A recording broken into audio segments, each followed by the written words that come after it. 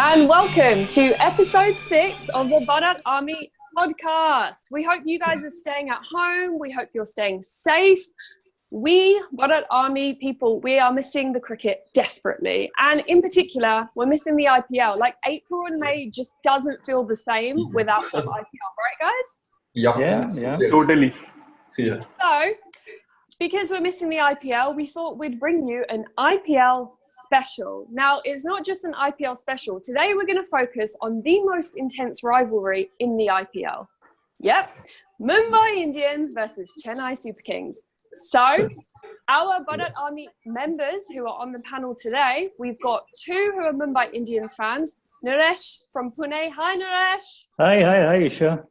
My heart is in Mumbai because I'm born and brought up there. I'm doing good. Awesome. And we have Kunal, who is from Mumbai itself. Yep. Hello. And the CSK fans, we can already see a yellow shirt there. We got Rishi from Ranchi. Hey, Rishi. Hi, how are you? Good. And joining you is Devang, who is from Mumbai.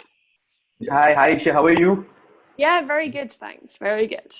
So let's get down to it. I mean, we've got a lot to cover, so we may as well jump straight into it. So let's start with a trip down memory lane. So there have been explosive clashes over the years between Mumbai Indians and CSK.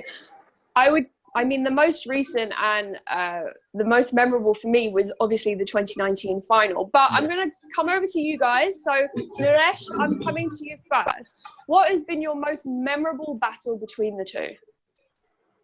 Isha, I think the first one, as you mentioned about 2019, I think that's the most memorable one. And it has a recency effect. It was just last year.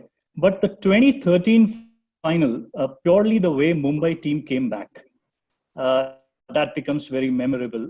Halfway stage, they changed the captain. Rohit Sharma took over for the first time as the captain from Ricky Ponting. So, within a span of that 45 days of a season, the lows and the highs, as you mentioned it. So that's the most memorable in the way the team came back and beat CSK in the final. So I'll take that as a real good memory of this particular rivalry besides the 2019 final. All right. Okay, Kunal, coming to you. So what is your favorite memory of the Mumbai Indians CSK game? Yeah, so for me, it is the 2019 final. I mean, it was one of the best final ever played in IPL. It was an okay scoring game. It wasn't a very high scoring. It was very low scoring. And it was a constant tug of war. The way Mumbai started off, then the way CSK pushed the brakes. Then again, I think there was a good partnership in the middle order where Mumbai again took the score ahead. But again, it was paused by CSK. In the second innings as well, we saw a similar thing happen. And it was really great. I was really hoping for a super over. But it didn't really happen. And Mumbai won, so I don't mind that as well. So, yeah. Mumbai winning is always going to be a good memory for you. Yeah. That just seals it in, right? Yeah. Rishi, what's your favourite memory? Okay, I think this is apparently a very interesting story that happened 2018. Chennai Super Kings coming back from a 2-year ban. I had planned that I will be watching every single CSK match, which I ended up doing. Whoa! The tour started at Wankhede 2018, the first game Chennai versus Mumbai. Yeah. And apparently Mumbai was winning that game hands down. Yeah, I remember. In no way was supposed to win that game. I apparently was watching that game with a few of my friends who left the stadium midway, CSK innings. And I stayed till the end and I ended up watching Chennai win that game. Kedar Jadhav, play that paddle sweep for a 6 and then a 4 cover drive to win that game for CSK.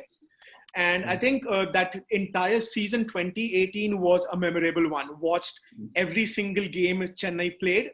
From Mumbai, I went to Chennai for the next game against KKR and then we had to shift base to Pune. Watched the first qualifier, beat Hyderabad, again a very interesting game, and then lift the cup in 2018. So probably the most memorable CSK and Mumbai Indian experience I had. Whoa, I can see why that was a memorable one. Whoa. Devang, what's your favourite battle between the two? Fortunately, my favourite battle has been the 2018 IPL opener as well. The reason being, I was watching that first IPL match with my friends at a sports bar. And I was the lone CSK fan over there in the entire sports bar. One CSK fan. And I remember I had 119 Mumbai Indian fans against me. Oh my God. At 84 for 6, the owner of that particular sports bar, he was a Mumbai fan. He told me that if CSK wins, the drinks is on me. He could afford it with just one you being there. Right. So when Dwayne Bravo was doing all his skills, I mean Kedar Jadhav hit that particular paddle sweep and that cover drive. Yeah. My first reaction was to my best friend, who's a Mumbai Indian fan. I'm like, bro, now what? The match is never, and CSK continued that routine in the entire IPL. That let's take the match till the last over. Absolutely. Maybe some people can get drinks on, on the owner's thing. Yeah. And then obviously the final against Hyderabad was amazing, man. Like Shane Watson, I respect that guy. That particular opening match against Mumbai in 2018 also, in some way hurt the momentum for Mumbai Indians as well. They somewhere lost momentum at the very beginning, and at some point of time they were again in a situation where they had to win every single game to qualify for the playoffs. So I think that game was actually a very crucial opening game for both the teams. Because Mumbai was coming back from a very good previous IPL, 2017 IPL. Defending champions as well. Defending champions, Defending champions. And considering and being fair, Mumbai had built up their team since 2015. That's what I've observed. They built up their team really well. Like they've invested in young players such as Bumrah, Markande, Hardik Pandya, Krunal Pandya, and they're grooming players, which is good. And Mumbai has been gracious to give away Dwayne Bravo to CSK. Yeah. Even rival.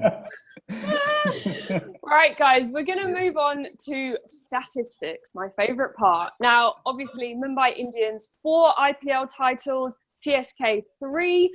Head-to-head, if we're just looking at head-to-head, now Mumbai Indians do have the edge. In 30 encounters, they've come away with 18 wins. So, Naresh, I'm going to come to you first again. What do you think gives Mumbai Indians that little bit more? And on paper, it's proven on paper. Yeah, so as Divyang mentioned, the way they have built the team. Rohit Sharma took over in 2013. It was a dream run for him. He lifted the cup for the first time, the trophy for the first time. The last was 2010 final, which lost to CSK. So it was a first win. And I think it was decided that he will get a long run as a captain. He had a big say in the team because prior to that, we saw a lot of changes in the Mumbai captaincy. Obviously, the icon Sachin Tendulkar was around. And Ricky Ponting took over as a coach post that year when he stepped down as the captain.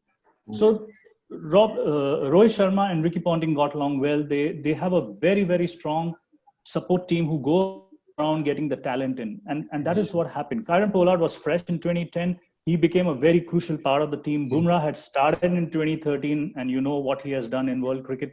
So the team formation took a real good change, and Pandya brothers coming in, some very good youngsters that came into the Mumbai team.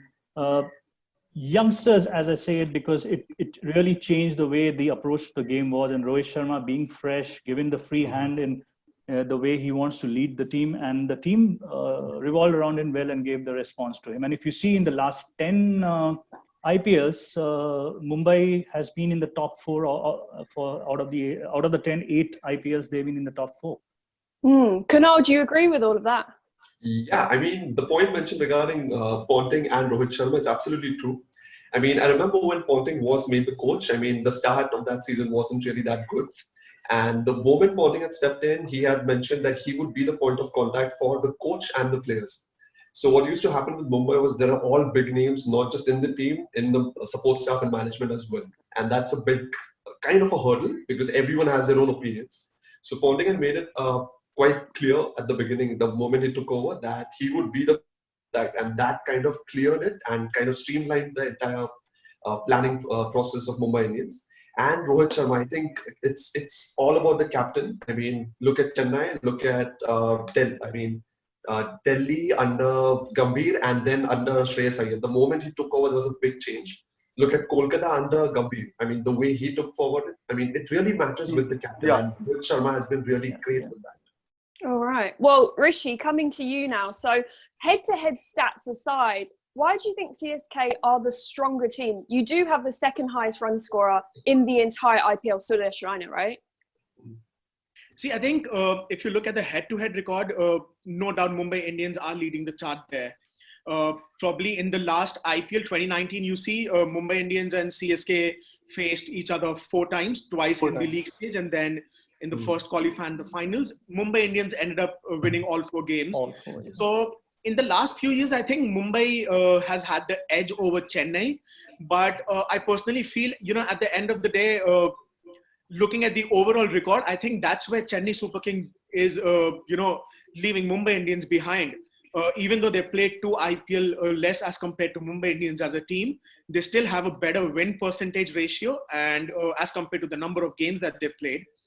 And probably, I think for Chennai, somewhere the last few years, I personally feel, I think they've lacked that, edge when it comes to playing against Mumbai Indians, that one X-factor player that can win them games. I think that's what Chennai has been missing. But then overall, if you see, games have been pretty close between the 2 teams. Yeah. All right. Devang, what do you think? What do you think makes CSK the stronger team overall? As we can look out from CSK from 2008, they have been investing in their players and they have been entrusting those players. You talk about Ravindra Jadeja, you talk about Suresh Raina, the captain Mahendra Singh Dhoni, even Dwayne Bravo. The way Dwayne Bravo has blossomed in CSK, even though we got it from Mumbai, Naresh, that's fine. But he has really blossomed under. Only Mumbai has given to Chennai. We're not taking anything in return. So. Yeah, we decided not to give the favors back. Well, that's very generous of you, Naresh. Yeah. But yeah, CSK, Dwayne Bravo, Bloomfield. Look at Stephen Fleming. He was a player. I remember him opening in 2008, then taking over the coaching and still continuing it with that, because I'm supporting CSK since 2008, and Stephen Fleming has been my favorite openers in world cricket as well, when he used to play for New Zealand.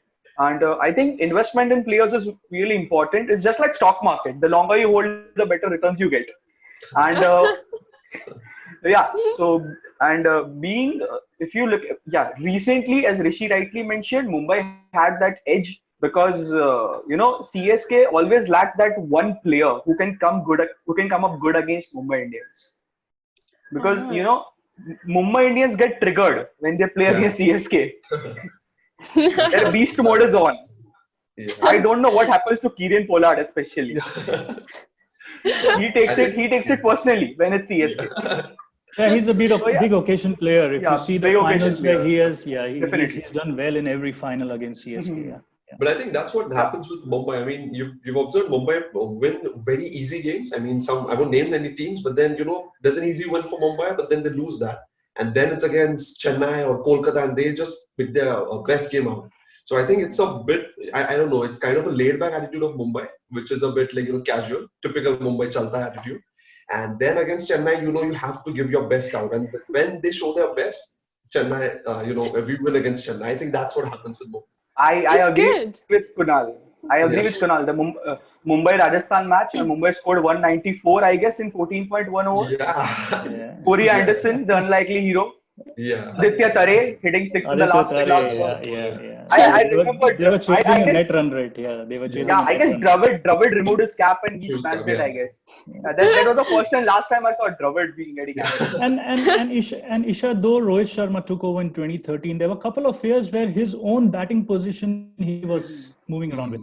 Rohit Sharma is a natural opener, and he's now made it even in the Test matches. So that is something now is settled. He came at number 3, he came at number 4. I won't agree with you on that. I think if you look at the last season or the 2018 season, Rohit Sharma has been playing along with his batting order as well. So he hasn't, settled down when it comes to IPL especially, even though when it comes to international T20, he's probably opening. But then when it comes to IPL, that's one thing that Mumbai Indians need to sort out, their opening pair. They've been fiddling with it. They've been trying new plays every now and then.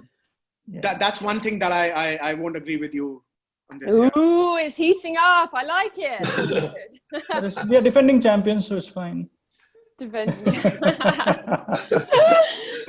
Okay, now let's take a moment to focus on the working force behind the scenes. So a solid coaching unit and support staff, as we know, it's incredibly important to any sports team in any sport. So Naresh, Kunal, I'm going to come to you first. Now, CSK, like Devang mentioned, Stephen Fleming, they got Mike Hussey, combined with MSD, like how does Mumbai Indians compare to that? Yeah, so Isha, Kunal, if I can go first, I think I would say at least what's visible is the strongest support team Mumbai has. You have obviously Sachin Tendulkar as a mentor now. Prior to that, Anil Kumble was there. Zahir Khan is there. Jayawardene is like head coach, took over from Ricky Ponting. You have John Wright heading the talent acquisition part where they're moving around the country entire looking for talent. Robin Singh, Jonty Rhodes had a very long stint with Mumbai. So this is a rich experience unit in the support. And what they do is the backing to Rohit Sharma and the rest of the youngsters, especially where for them, they look up to these players. I mean, if Sachin has to stand in front of a youngster who's just played the A division cricket or the domestic first-class cricket, so it's a huge difference. So this coaching unit is a huge influence to the success of Mumbai. Okay, Kunal, coming to you. So what do you have to think? Yeah, so I kind of agree with Naresh. And another thing which is kind of positive at Mumbai Indians has an edge over Chennai is that they are adaptive to change. I mean, Mumbai Indians, as he said, has had Ricky Ponting, Jayawardene, I think Anil Kumble, like many coaches. The thing with Chennai, it has always been Fleming and Dogi. So I'm a bit worried about that. I mean, once there's a change, there's a shift, I'm not really sure if Chennai would be really, the same CSK as it used to be. I mean, we watched some games where Dhoni hasn't played and the performance has dipped to a point they used to compare him with RCB. So now that's really bad for Chennai in that terms. But then, so that's where I feel Mumbai Indians has an edge, where we have had many changes in terms of captaincy, in terms of playing 11, in terms of management, but then it hasn't really hampered the performance as such. You raised some good points. Rishi, I'm going to come to you. So they've got some valuable assets, no doubt, at Mumbai Indians, but what makes the coaching unit support staff at CSK just that little bit more special in your opinion? Isha, I think when you look at the first aspect of any IPL team is the management team that's actually picking up players. So that's where you look at Chennai Super Kings. Stephen Fleming has played a very important role. There are team scouts that are looking out for domestic players. I think the relationship that Chennai has with all their players, I think every single player who's played for the team has in some way come back as a management lead role as well. I think that's very important because as a player, you're not just, you're representing the team, but you acclimatize with the conditions and everything, the environment and everything. And then taking that forward to the future players is a very important aspect. Now, we've seen in the 2019 IPL how MS Dhoni gave Shane Watson a long run in spite of his bad form. So I think that's one of the major reasons for success for Chennai Super Kings, that they've trusted their players, they've had their faith in them, and they've given them a long run, which has, repaid, and we've made it to every single qualifier in the every season that we played. So I think the support staff, even though they've stuck to the same people in the last 10, 12 years, but they've still, shown result, even though we haven't won that many IPL titles. But at the end of the day, as a team, we've had success. We've done really well till the finals. So it's the long-term assets in terms of your coaching unit that you, you see, for MS Dhoni, it's always the process and not the end result. Yeah. So going by his words, I think if he's achieving what his long-term goal is, if he's completing the process, I think that's where you are actually becoming champions rather than, lifting that trophy. That's a difficult thing to do as well, achieving your long-term goals till the end. Devang, what do you have to say about that? First up, I already mentioned that Stephen Fleming has played a great role, but one of the important aspects which I feel that has been the part of Chennai's resurgence is the bowling coach, Lakshmipathy Balaji. Like Balaji never got credit. He played for the Indian team, and even right now he's not getting that credit. So I feel he has been, quite important. He's played an important role because you look at CSK, they don't have a strike bowler.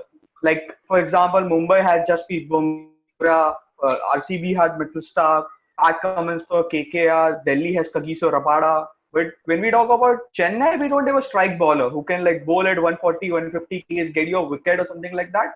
But that's how Lakshmipati Balaji has groomed this particular Deepak Chahar.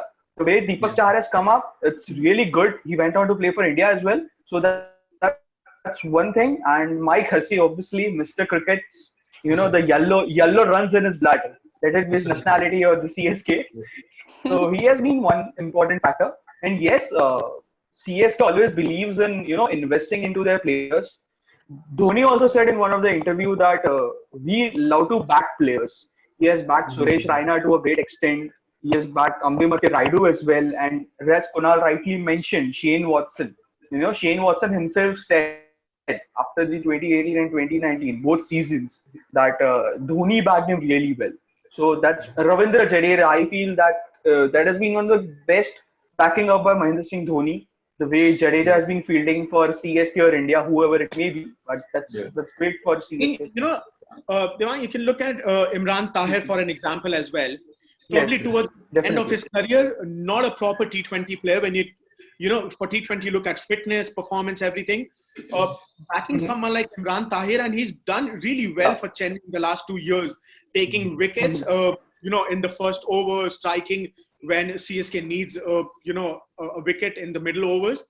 That way, when Mumbai Indians lost trust in Harbhajan Singh, it was Chennai Super Kings who backed him.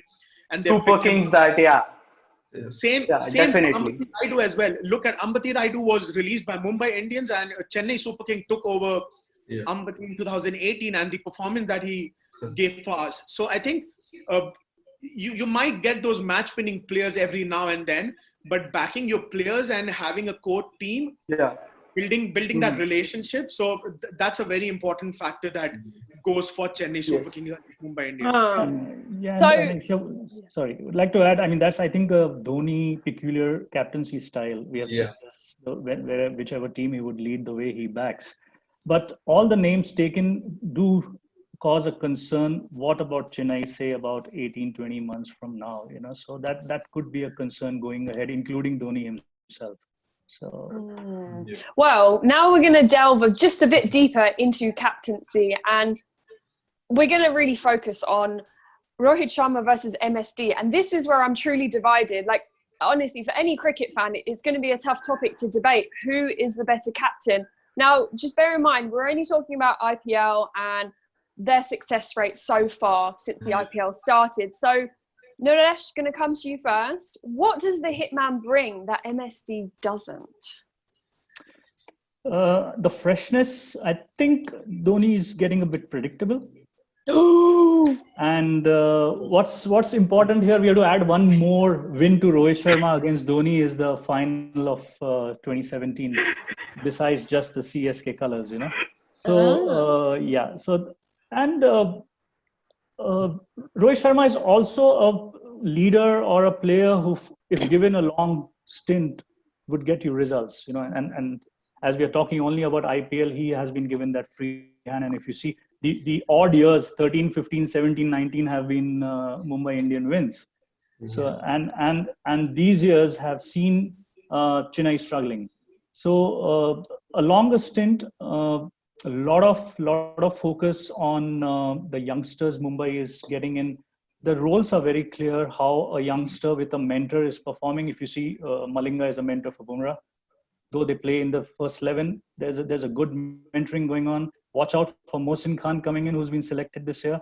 So, Trent Bolt has come in now. So there's a good focus given on youngsters, their selections, and most important, how Rohit Sharma utilizes their services. Obviously, the core is Hardik Pandya, Pollard, Bumrah, Rohit himself. These four are the core. But I think the way he has utilized the players in these 6 years has been wonderful. Yeah, and Kunal, what qualities do you think Rohit Sharma has that gives him the upper hand over MSD? Honestly, being a Mumbai fan, I would accept that Dhoni is a better captain. This is something even Rohit accepts. But then talking about Rohit Sharma, what I really like about him is he's a bowler's captain. The way he places the field accordingly, I think that's something that Dhoni does as well. That's really nice of Rohit Sharma, and the way he's calm even at pressure situations. So he has never lost his cool, and I think that's something Rohit Sharma is absolutely has not an edge actually, but a big plus in his captaincy behavior. Another thing which I would like to add is why I feel Dhoni is better is because Rohit has 4 trophies, which is a big thing. But the worst performance of Chennai Super Kings was when they finished semi-finalists. Now that's actually takes credit. Being consistent over the years, we've seen Rohit not qualifying in 2016, and so that's something which I really feel Rohit needs to improve on. Being consistent. Not getting the trophy is one thing, but at least finishing in the top 4 every single season, which Dhoni has done consistently. And reaching playoff dominance. I rarely remember a moment where Chennai has been, you need to win the next two out of 2 games to qualify. Chennai is always the first team to qualify. So that's something where Rohit needs to improve actually. But Rohit is a great captain actually. A few years down the line, Rohit might just be regarded as one of the greatest IPL captain ever. Ooh, that's quite the statement. We'll have to let's touch base in about 4 years' time and see if your predictions come through and it's actually happening. So, Rishi, I'm going to come to you. MS Dhoni, he is undoubtedly a legend of the game. He has impeccable leadership qualities. Rohit Sharma, he is a more successful IPL captain. He's got, but what do you think MSD, what does he bring that Rohit Sharma doesn't? Eisha, I've always felt that Rohit Sharma should be the limited overs captain for India as well. Now, like Kunal said, Rohit has been very calm under pressure situations and has been a bowler's captain. If you look at the 2017 and 2019 win, Mumbai went on to win the match by just 1 run. Very pressure situation, Rohit Sharma being very calm. This is something that I'm very sure that he's learned the skill from MS Dhoni as well. MS has always been a very calm customer when it comes to leading the team. So, if you ask me, I think Rohit and MS have very similar captaincy skills, being calm on the field, placing their players, and the way, handing over the ball to a player who might not win a match in a normal game, but might win you in a pressure situation. So that's something that Rohit Sharma and MS Dhoni have in similar. The edge where I think, Dhoni has over Rohit Sharma is the number of years that he's captain, not just CSK, but Team India as well, in different situations and in different formats as well. For Rohit Sharma, I believe, the advantage that he has, again, like I said, Mumbai Indians has always picked up specialist T20 players that Chennai hasn't. For Chennai, it's always, backing players and trying to get the best out of them for a T20 game. That's something that Chennai has been doing, but Mumbai Indians has specialist T20 players. So it's easier for Mumbai Indians and Rohit Sharma to, win games there. So that's where I think Rohit Sharma has an edge over MS Dhoni. Devang, so do you agree that this wealth of experience in MS Dhoni really takes CSK that little bit further? Yes, I definitely agree with what Rishi said and even what Kunal and Naresh said. But one thing which I feel that Dhoni has an edge over Rohit Sharma or any other captain is the field placements. And there is no arguable debate on this particular topic that Dhoni has some amazing field placements over the year. I remember Kieran Pollard was playing really well in a particular match. I don't remember the match.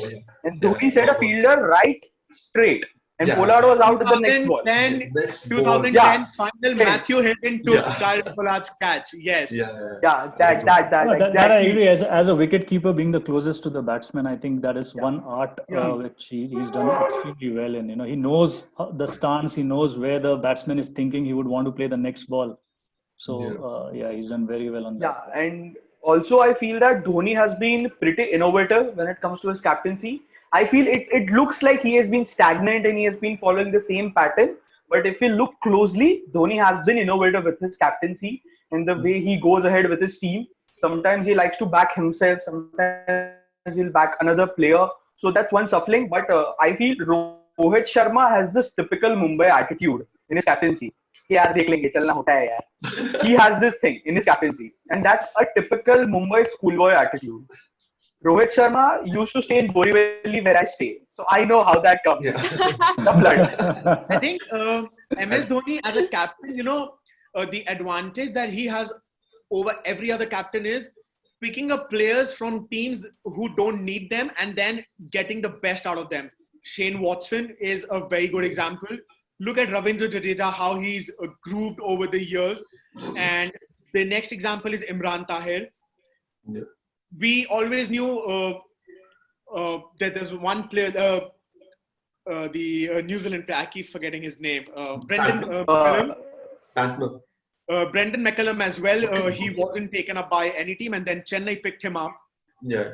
All these players, I think that's another edge factor that Dhoni has, that he gets the best out of players who other teams think are, done for T20.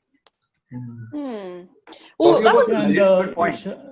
The laid back thing which Divyang mentioned, it's just in the first half. I remember the 2017 final against Pune. Mumbai was struggling, and then Rohit slept during the match. I don't know if you have watched that, but then he was in the dugout. He was actually sleeping. I didn't think I saw this. As a fan, I was like, "What? Start planning something." But then second half, apparently, they had the plan on, and we won the final. So I'm like, "Cool, that works." Yeah, I mean, all's well that ends well. He obviously knew. No, even the 2019 So Kunal, final. that's basically the steer. Yeah, what? What? Sorry, what did you say? Divyang, can you repeat? Yeah, so Rohit Sharma has this typical thing that, he will take things to the end, but he'll take it very, very gracefully. Yeah. Unlike Dhoni, who will keep increasing your blood pressure. Yeah. Even the 2019 final, which Rishi mentioned, 2019 final, he gave the last over to Malinga, and Malinga was most expensive that day. Yeah, that was a brave decision. Of 48 runs in 3 overs, and then Malinga managed to defend 9 runs in the final over. That was absolutely incredible. And he had options of Hardik Pandya. Hardik Pandya's gold final over against Bangladesh, if you remember. Yeah. Yeah. But then Mumbai Indians did had MS Dhoni behind the stumps to that run out. So I think Rohit knew it's not worth taking that risk. Yeah. Well, that wasn't as heated as I thought it would be. You guys clearly can appreciate the qualities that both captains bring. Yeah. So now we're going to focus on players. This is going to be really interesting. I want you guys to pick one player from each other's teams that you would bring to your team. Now, Naresh, I'm coming to you first, and you need to tell me one domestic player at CSK that you would want in Mumbai. Ruturaj Gaikwad, if you all ever heard of him. He plays for Maharashtra. Yes. Amazing 2019 he's had in India A, and T20s 130 plus is his strike rate. I would go with youngsters, considering IPL is for them and building the future, and go with Ruturaj Gaikwad, a very good middle order player, and that would really lead to a good competition amongst the youngsters that are already there in Mumbai. Nice.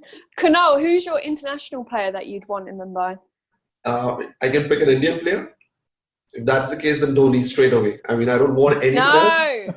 Overseas player. I think we should just settle the debate here. That's Dhoni. Dhoni is not for sale.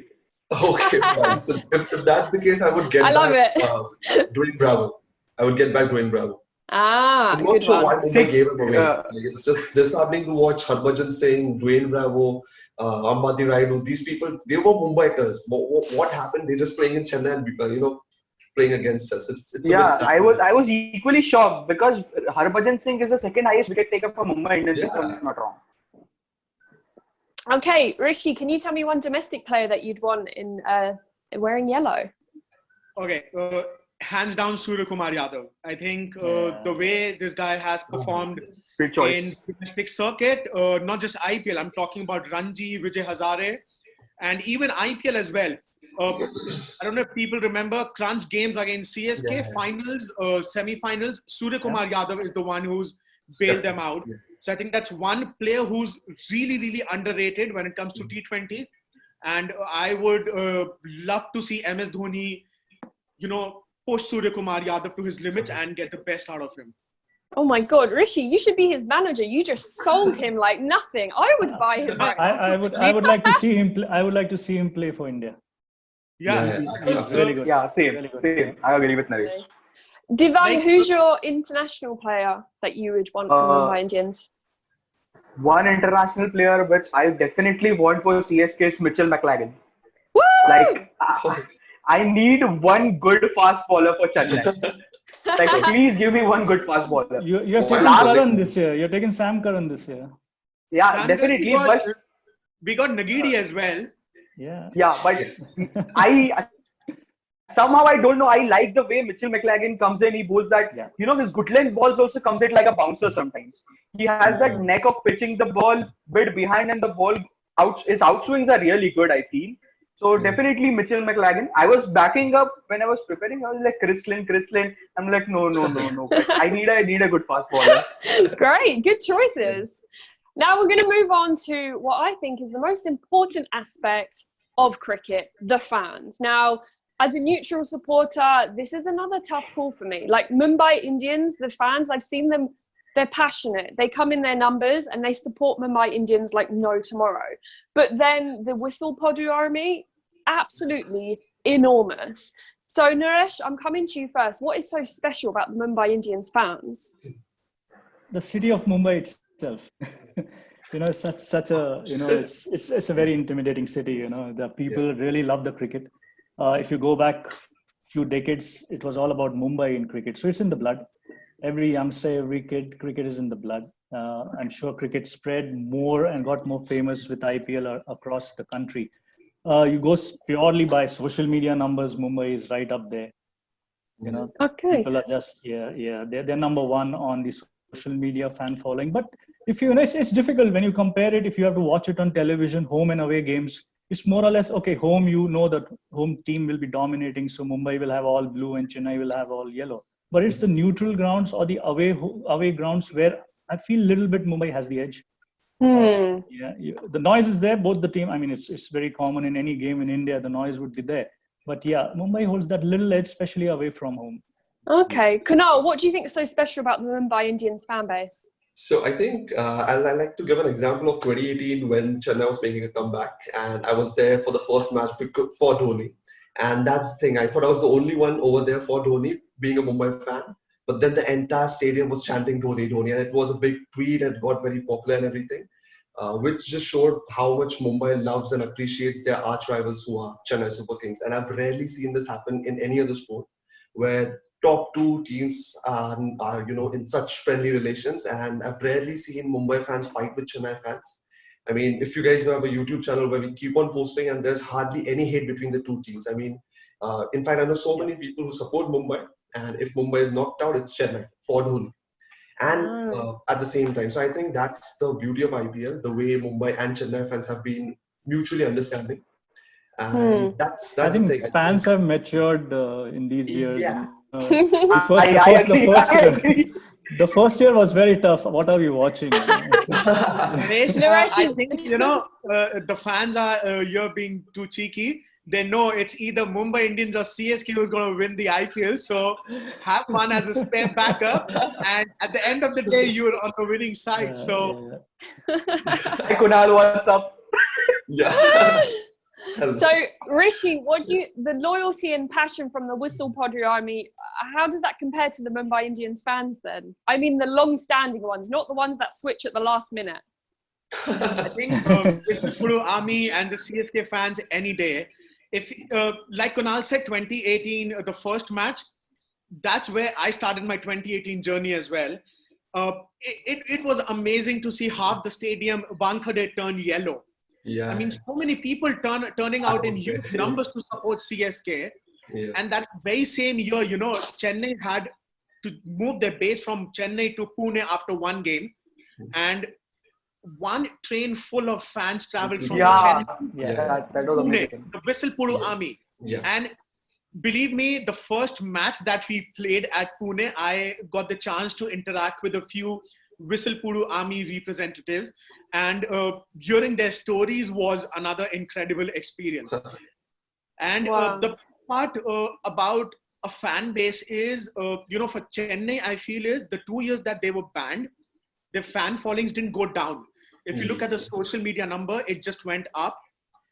In those 2 years, they had a signature campaign where they got about 5 million signatures from fans all over Chennai and India to bring back CSK and reduce that ban from 2 years to just 3 or 6 months. So, Did you sign it, Kunal? Yeah. it's just about supporting your team when they're on the ground playing. I think it's what going behind the scene and during the tough times as well. That way, I think the CSK Whistlepool Army wins the game hands down. There's one more point actually. In 2018, when Chennai actually won the cup, it was in Mumbai, and if you watch the after-match videos, the crowd in Mumbai are just flocking. I think it was the Trident Hotel where they were taking the trophy, and it was so much crowd, and Mumbai fans are chanting, supporting them. So it was really a great sight for me. I mean, I was staying at the same hotel where the Chennai team was, and it took me an hour to get into the hotel itself. I literally had to beg the security that I'm staying there. But and that turned out outside the hotel was like Chennai won the World Cup instead. That was the scene, like a mini scene like that. So incredible experience. The atmosphere must have been incredible. Divan, what do you have to add? Okay, so I have a short story about this 2015 1K day. Story time. 2015 1K day, I went to watch the match, and I guess Chennai lost that match. 2015, or I don't remember the exact year, but that was one year where Dhoni was batting at the last and Rohit Sharma was setting the field, and Chennai needed 29 of the last over. Still, Rohit Sharma was setting the field, and I had hopes that kuch ho sakta hai. But we lost, and I was sitting in the Sachin Tendulkar stand, and always the solo Chennai fan over there wearing the Chennai jersey. Yeah. So after the match, I was very emotional, like yaar, Dhoni nahi jita paya. Yeah. Hurts a lot. There was the Mumbai fans who came up to me and they said ki, no matter what, always remember that Dhoni is the first love for the nation. Yeah, that's true. So I was like, great spirit from Mumbai fans. No one mocked me for wearing a yellow jersey. I was happy about that.